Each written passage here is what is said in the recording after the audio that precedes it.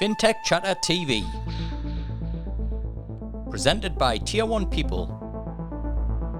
Leaders in Fintech Executive Search. Hi, I'm Yish Koh, MD of Kit. Kit is a money app for kids and their parents to help them learn about money in a way that's fun, experiential and hands-on. Welcome to Fintech Chatter, the show where I connect with guests from the fintech community and share their stories on entrepreneurship. In 2022, I'm bringing you Australia's next generation of fintech founders. So show your support for the channel with a like and subscribe. And if you prefer to listen, head on over to Fintech Chatter podcast, wherever you listen to podcasts. And don't forget to leave us a 5-star review. It really helps me bring in great guests like Yish. Yish, welcome to Fintech Chatter. Thanks so much for having me, Dex. It's great to have you. Before you did a little intro there for everybody, but would you like to tell our viewers and subscribers a little bit more about Kit and what you're here to do? Yeah, so, the big problem that we're trying to address is that, the world of money and commerce is just changing so quickly. And when we were kids, we learned about money through coins. And, when you went to the store and you didn't have enough, you couldn't afford it, or you could count how much you had. We're now in a world where money is completely invisible. So, you can do a few clicks on the screen and the actual transaction and the money itself, kids are totally abstracted from that. So what we wanted to do with Kit was to try and make a way to teach kids about money in a digital world. So giving them hands-on experience through earning pocket money through chores, being able to save the money, set and save their goals, as well as spend money in a prepaid card with parental controls. But the most important thing we wanted to do was firstly make an experience that was for young people first. So something that was highly visual, that is a digital experience for how kids navigate. So you might be interested to find out that kids navigate digital experiences predominantly visually and use text to support, whereas adults do it the other way around. Highly customizable, so they feel that they really own it. So stickers and colors and being able to create an experience that looks and feels like it's for them, but also then really educational. So Kit is the little black bouncing ball. It's our in-app character, and Kit surfaces up bite-sized educational content as well as behavioural nudges to encourage kids as they're, for example, saving towards a goal or when they're, for example, spending certain things on their card. Kit will give them nudges in an encouraging way to help them learn as they use the app. As someone who grew up in the 80s, I always think of Kit as a talking car. Yeah, I think that was a pretty clever marketing ploy for the millennial parent audience. But Kit actually means keep in touch with your money. Cool. So you're part of, it's a venture that's part of X15 Ventures, which is the ventures arm of Commonwealth Bank. Commonwealth Bank, my kids had Dolomite accounts and then got rid of them, I think about 4 years ago, for Spriggy accounts. How have you gone about kind of affecting that change within the bank to be able to kind of shift from the Dolomites account and now move to something like Kit? Yeah, so we were given the brief in July 2021 to really start from scratch, create a youth proposition, something in financial capability. What we kept really is the CBA passion for financial education, which is why they gave us the funding. But there are also experts within the bank who have delivered financial education, sort of here and Apple and other large organizations from an educational background who are able to advise us on what are the kinds of things that kids should know, how do we best think about engaging kids and parents. But we also worked with an advisory panel. So when we started off, we knew that the experience itself had to be completely different, which is why we started with the whole young person first experience, interviewing children, interviewing parents to try and come up with something that we knew they would love. Awesome. Now, in terms of, I guess, the innovation side, having been around the fintech space for a long time, I think 2015, 2016, 2017, was using the term innovation theatre a lot to describe, I think, what was an approach that we're seeing from predominantly the large financial institutions around innovation. And there was a lot of talk and a lot of grandeur and a lot of kind of, courtship of of fintech startups, but nothing really kind of happened. How have you seen through your experience working with the bank, Yish, how have you seen this, the kind of attitude and the approach change towards innovation? I think it's changed dramatically, and my own career probably reflects some of that. So when I started at CBA, it was about 4 years ago. It was in a digital partnerships role, and the purpose of that role was to experiment with startups on the CommBank app with a view to partnering with them if those experiments were successful. What we found doing that was, everyone will knows very well about bank procurement processes and how, very cumbersome they can be, and how long it takes to get things done, just given, there's a very large scale business to run. And so, without dedicated focus or fit for purpose processes, it was just really hard to get anything done. I think there are two things that have happened since then. One is that banks have come to realize that fintech is an opportunity, and so they're much more open to partnerships now. And there is a lot of work going on within CBA itself and in digital in terms of how do we actually better architect ourselves and have better processes to make partnerships happen faster and to engage on terms that better suit the sort of speed of a startup. And so you would have seen partnerships like Little Birdie, Amber, they were sort of stood up in record time, and the banks start thinking about how do you actually make that more replicable so that they can do more and more partnerships, but in a way that makes sense for a customer. And then the second piece is there are other innovations that don't necessarily make sense to be features, but are actually businesses themselves that are highly complementary. So you're going into that kind of adjacency space.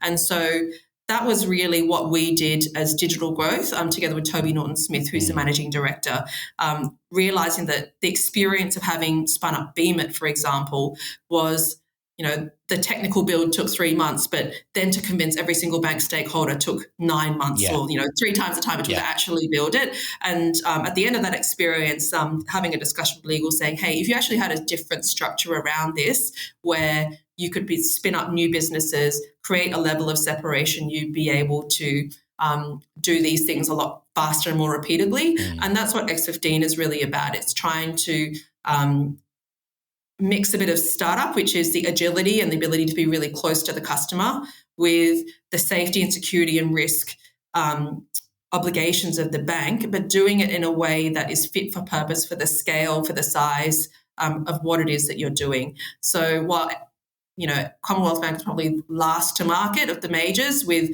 a venture building arm or a venture capital arm, it's been very deliberate in terms of how we support startup like Kit, for example, and think about how we can then connect it back into the bank to help it scale, because that's the secret sauce. It's if you can have amazing talent, amazing founders who feel empowered and they have agency to just create an amazing product, and then actually bring the strength of a bank, which is distribution, access to capital and expertise in certain areas and so forth. That's the kind of sweet spot that X15 is trying to sit in. Now you launched Kit. Is it 10 days ago that it launched? 2 weeks ago? 17th of May. Yeah. So how's the launch gone?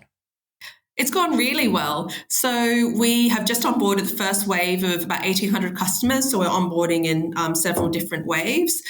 We've had really positive feedback around Kit, the character, and the stories. And we've got little jokes in there as well with gifts. And kids are really loving that.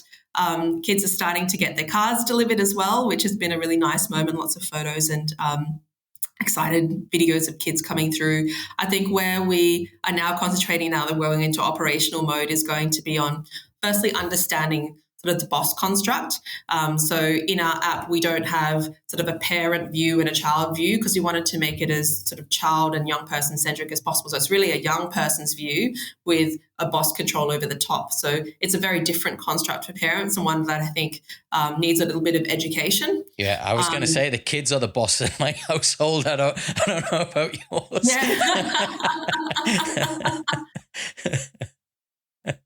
Yeah, and in terms of that kind of construct, what's been the difference in the feedback that you've had from, say, the boss or the parents versus the kids?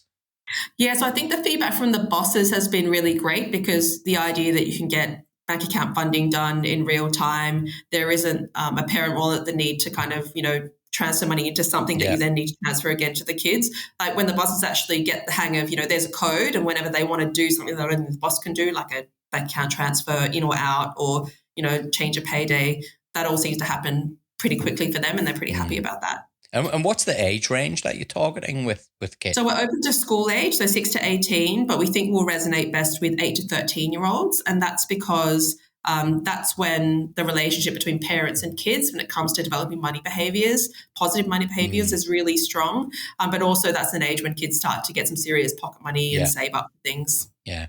And in terms of, I guess, the kind of distribution part that you talked about before, I mentioned before, my kids kind of didn't see the value in a say a Dolomites account where they were having to take physical cash and fill in a book.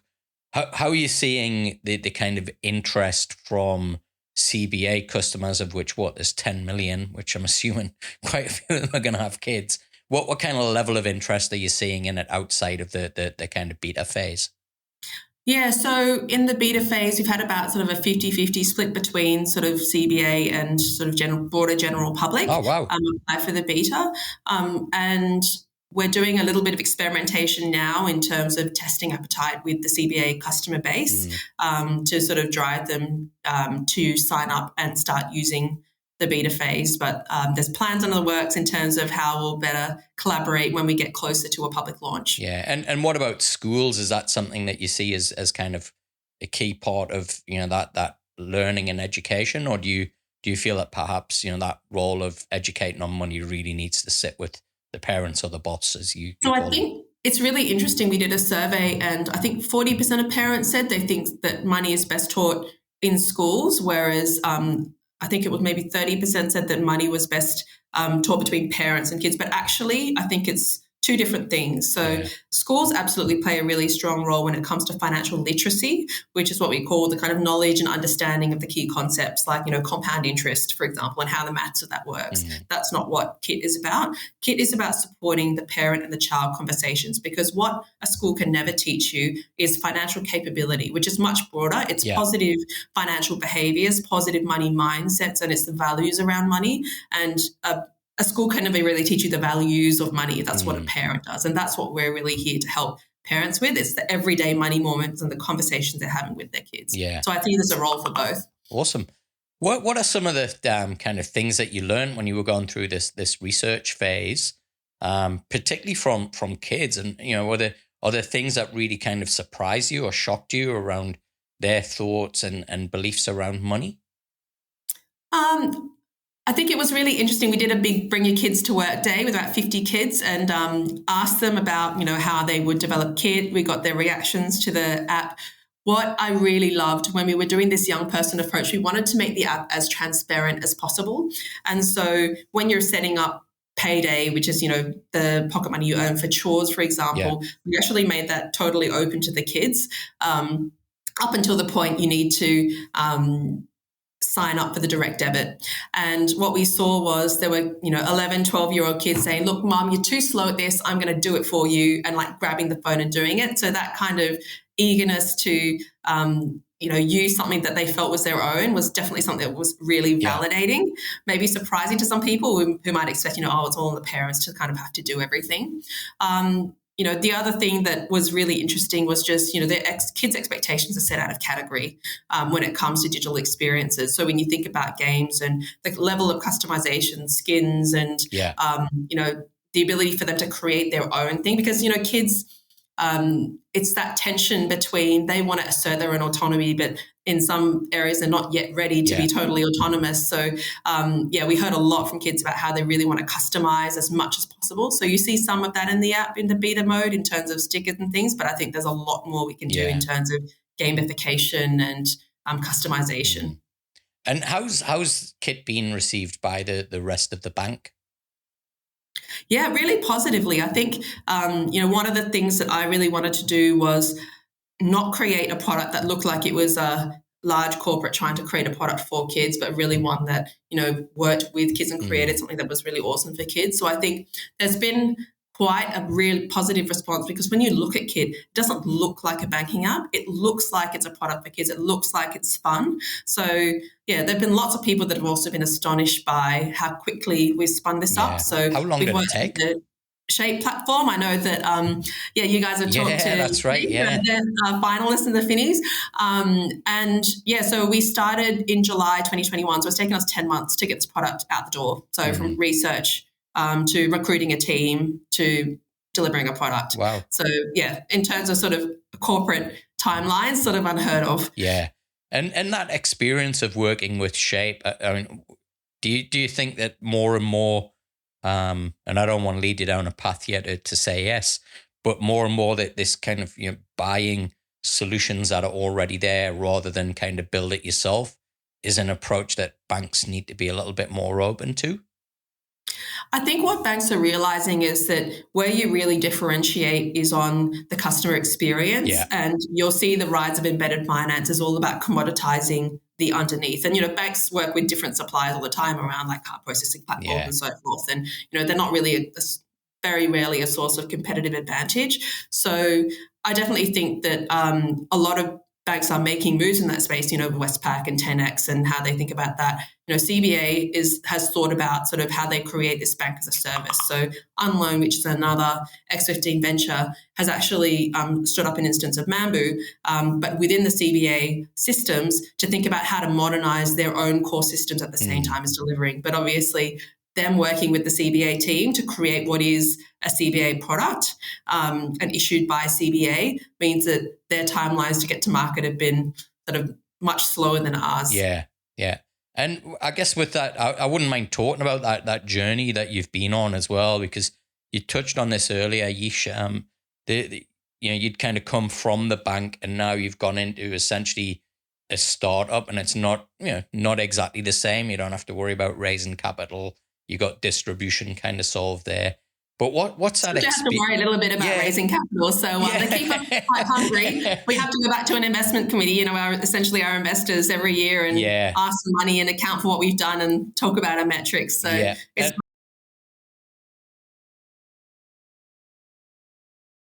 not a guaranteed. Yeah, look, absolutely. And look, but what's kind of been the experience for you in going from kind of a delivery role to then creating something like from scratch? What have been the big differences that you've seen, and what are the things that you've had to learn in order to be able to actually deliver on this?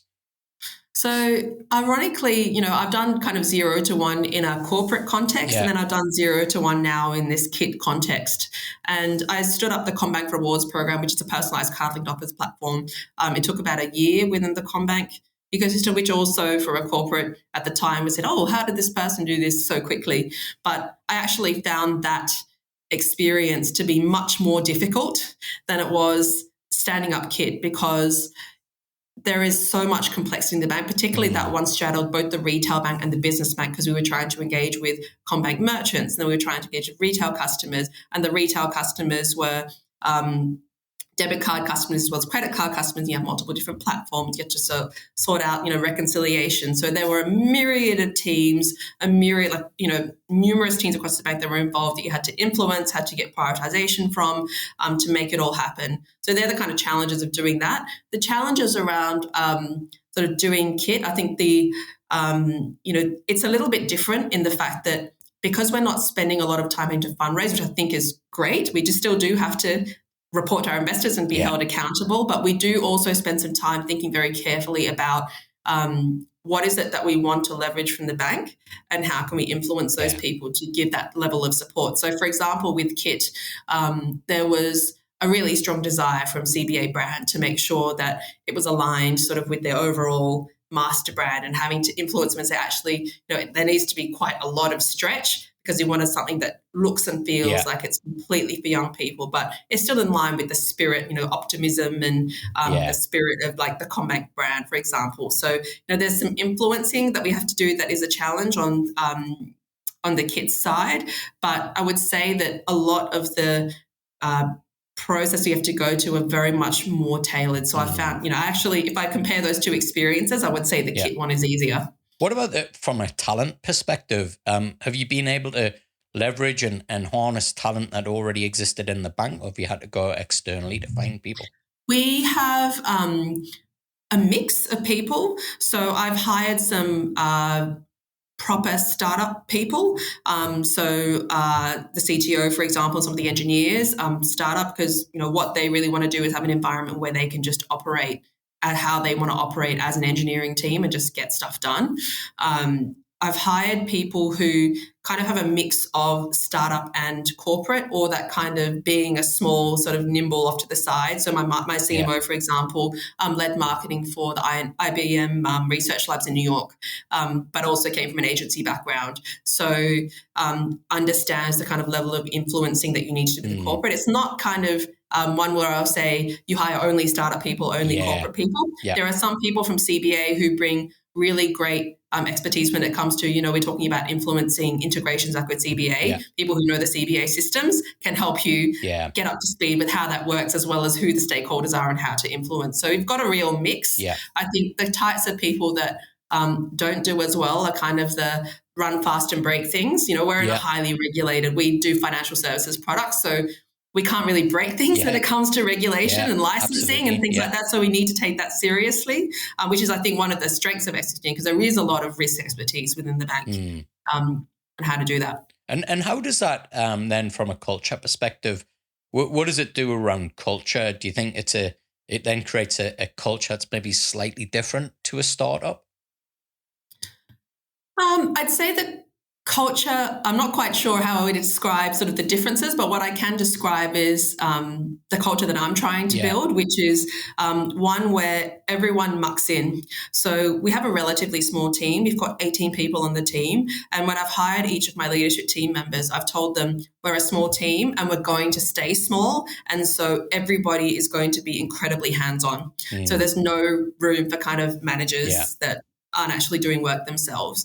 The second thing is that everyone is an absolute hustler. So we just get shit done. We're incredibly ruthless with our prioritization, really efficient. And everyone else does that. And there's huge respect for, every individual sort of domain that people have. Everyone is an expert in their own domain, and we hustle and work really closely together to get that done. The other pieces are around authenticity. So when I recruit, I always try to understand who the person is as a person and how good their level of self-awareness is, because that will help you understand, how they'll respond to feedback, how they're likely to modify their styles and work with others. And then transparency. So, all of the funding asks that I send to the entire team, including all the financial projections. Whenever I have meetings with sort of key stakeholders from the bank, I will always give my team a full debrief. Everyone just as transparent as possible. Everyone's KPIs, everyone's OKRs, all able to be seen by everybody. Yeah, I find that really fascinating what you've just shared, Yish. Particularly if I go back to say 2019, where I think every discussion that I had with a banking executive was, how do we create a culture that's like a fintech startup where there's no fear of failure? And it was always a big surprise to me that that's what they kind of felt a fintech startup was about. That's what the culture was. There wasn't this, the fear of failure was something that, hey, if this doesn't work, we're gone. Whereas you don't really get that in a bank. And also, I guess that, what you've talked about there, that move fast and break things. For some fintech, you can't do that. Others you can. And I think it's what's really, great about what you've just shared is how, we talked about this earlier about how, the banking and particularly their approach to innovation has evolved.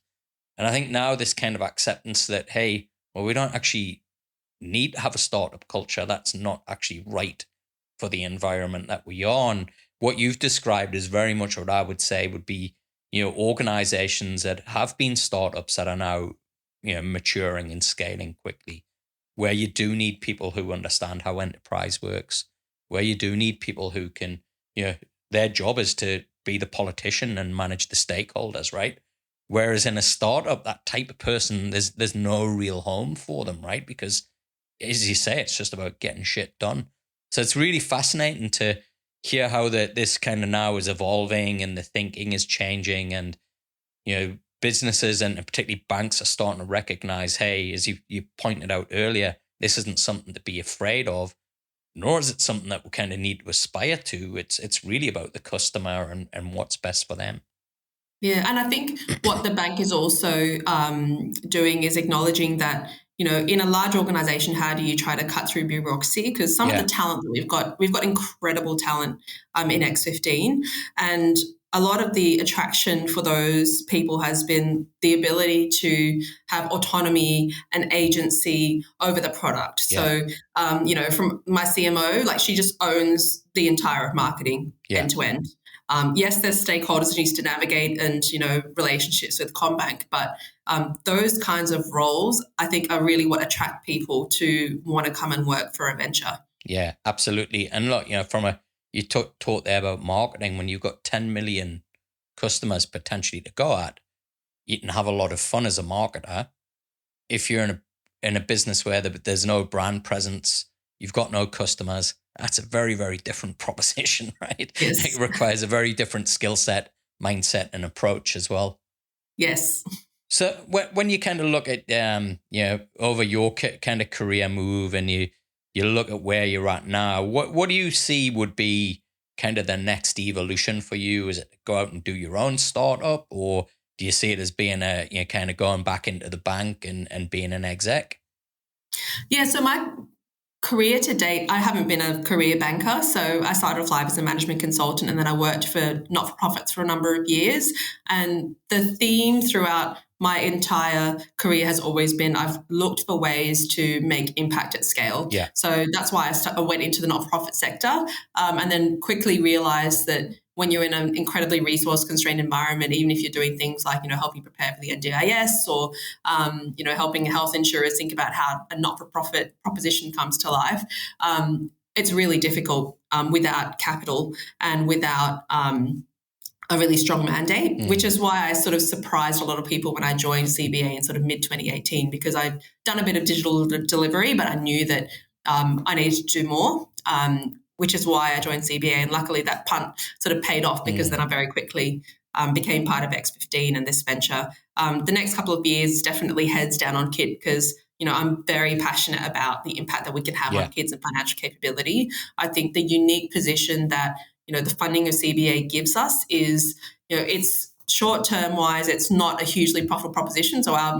business case is we're trying to get to break even. Yeah. And our funders are fine with that. But what we want to do at the same time that I've been really keen about is actually using the science and measuring what the impact on financial capability is going to be. Yeah. And then using that to inform the product roadmap and how Kit then evolves. And, Department of Treasury, for example, are incredibly excited by that, because, the government's trying to do things, but they never have access to the data and the actual, moment in time when people are actually interacting with their finances. So that's an incredible opportunity. Yeah. A couple of years after that, who knows? Yeah. Something that will be purpose-driven at scale. It's fascinating to hear that, and also, it's encouraging to hear that now, there's access to this data, which is building the products of the future. And I've said this many times, and I've had many guests on the podcast who've said the same thing, that, where fintech is lacking is we haven't really evolved the products yet. We've done a lot around technology and process and distribution, but we haven't actually changed the products. Do you see, kind of Kit and having access to this data as, being a kind of a door into creating, products for the next generations as well? Yeah, I mean, I probably even abstract it one level further, which is, you can talk about products as financial products, but a lot of our product is actually educational. Yeah. And so it's really about like the problem that you're solving for and how you're measuring the impact that you're having on that problem. Yeah. And for us, that's about financial capability and how we're accelerating that for young people. I think the trend towards, the past couple of years of fintechs with purpose, I think that's something that's only going to continue to accelerate, especially when, people are joining startups nowadays. They are asking what is the purpose and how do you actually, show it in how you operate your business, not just the culture, but the product itself. So I think that's only going to accelerate. Cool. Now, that's a really nice segue into kind of the wrap up, which is really, I guess, to get your thoughts, Yish, on Where you see kind of Aussie fintech at right now, what's got you excited? Are there any other fintechs out there that you kind of have really got captured your imagination? Yeah, the fintechs that I really like at the moment are ones that are taking a kind of similar concept that I just talked about, a really niche kind of customer problem and just really solving that problem very well. So, companies like Indebted, I'm big fans of because I think, it's not a sexy area, but if you put the right sort of customer approach to it, you can actually completely turn that around and reinvent the customer experience. I think there's a big gap in terms of the mass market view of how they manage money. I know people have talked about PFMs, but going back into that broader, what is the problem you're solving for? What you're trying to solve for is the anxiety that people have got when it comes to, like, how do I know they're doing it right? How do I know that that's going to be right for me? And there's obviously been robo advice targeted towards the wealth management sector, but I haven't really seen many fintechs that have been loath to go into the personal advice area when it comes to mass market. But that is something that could seriously shift the dial on how loads of people in Australia manage their finances. So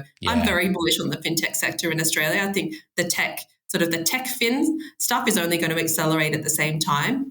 So I think there's lots of room for Australia to sort of punch above its weight. Yeah. And what about the fintech side? Do you think that are we seeing now that it's becoming predominantly the tech more than the fin side in your opinion? No, I don't think so. I don't have the numbers on it, but I think we're continuing to see innovation in both of those spaces. So, on the fin side, whether it's, we've got in our portfolio Payable that's trying to solve failed bill payments for customers, as well as trying to work with the payments teams to try and do the tech. So I don't think it's one or the other. I think it's both. Awesome. Well, Yish, it's been great to have you on the show. Congrats with the launch of Kit, and well done everybody at X15. It's I remember talking to Toby a couple of years ago, and him telling me about the plan and the approach, and it's great to see that it's getting traction and it's creating and generating innovative ideas and products and businesses as well. Well done. Thanks so much, Dex. Appreciate it. And so what does the last 12 months hold for Kit, Yish? The next 12 months? Yeah. So the next 12 months, we'll be heads down optimizing the app, building an Android version. We're aiming to go to a public release later this year. We will be optimizing Kit and creating lots more educational content. So what we're really looking for now is to engage with beta customers. You can still join the beta if you visit heykit.com.au to come and test the product with us, and also access some great content and finance tips and tricks from us if you sign up to our newsletter. Fantastic. Well, great to be on the show. If people want to get in touch with you, we have a lot of talent who listen to this, who, to touch on your point, one thing that they've all got in common that we find is that, they want to build something special and have a legacy. So if there's anybody listening who potentially would like to be part of Kit, what's the best way for them to reach out? So you can reach out on the X15 Ventures webpage. All our roles are advertised there. There's also an expression of interest form there. So if you don't see a role that suits you, you can also write your skill set and what you think. And one of our talent acquisition partners can get in touch. Awesome. Well, Yish, it's been great to have you on the show. Thanks for joining me. Thanks so much for having me, Dex. You're welcome. And you can support the channel by giving us a like and subscribe. Until the next episode, keep safe. Fintech Chatter TV. Presented by Tier 1 People. Leaders in Fintech Executive Search.